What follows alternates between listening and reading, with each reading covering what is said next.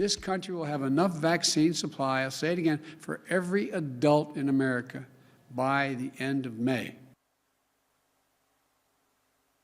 President Biden speeding up the vaccine timeline and prioritizing educators for some of those vaccines this week. That comes as we hit day 40 in his 100 million vaccines in 100 days goal. And the nation's already more than halfway there. On day 10, we were at 13.6 million Americans vaccinated.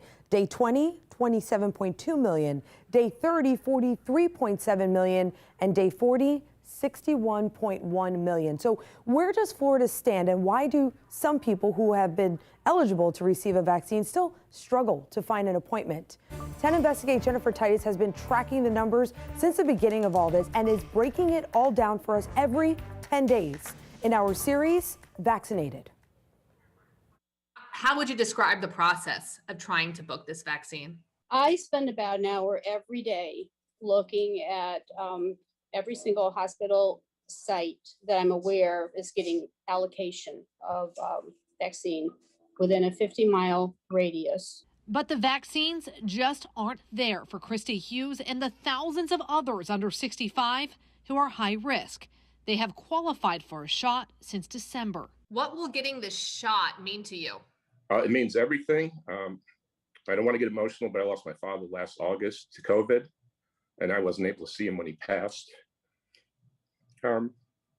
because I could only go outside to a window, and my health wasn't good at the time. I'm not very mobile. John Hanoski says because the order only allowed hospitals to give the shot to the high-risk group, it has been nearly impossible to book.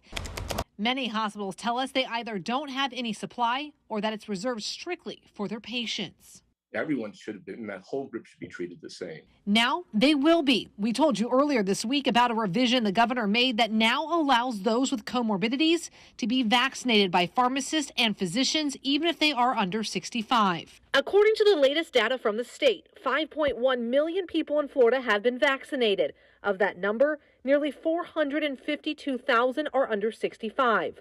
Those numbers will continue to grow as the state opens its first 4 federal sites Wednesday and now begins allowing law enforcement, firefighters, and educators over the age of 50 to get a vaccine.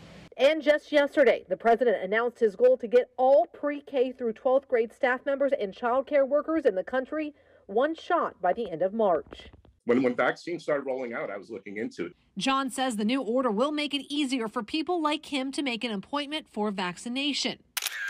He got his. My daughter's graduating from FSU, and we just got a notice yesterday that the graduation will be on April 18th, which, this is just, it's my dad's birthday. It would be his 90th birthday, and we can attend in person. And so did Christy. What's the one thing you're looking forward to, I guess, once you get that shot in your arm? I want to shop for my own groceries again.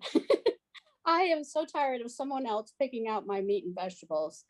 And let's let the good news continue to come in. With the Johnson & Johnson vaccine being approved, we should be getting around 175,000 doses of that vaccine by next week. And the governor has also mentioned with the increase of vaccines coming to the state, guys, he should be lowering that age for eligibility to get vaccinated. So let's take a deeper dive into some of those new options that Governor DeSantis announced today for people to get the shots. 2 pop-up sites in Polk and Pasco counties will get 3,300 Pfizer vaccines each in the next 3 days to people 65 and up.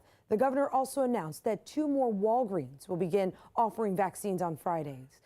Those locations are in Hudson and Zephyr Hills and will be added to the list of pharmacies on the Walgreens website. You can find links to all of those stores offering vaccines at 10tampabay.com.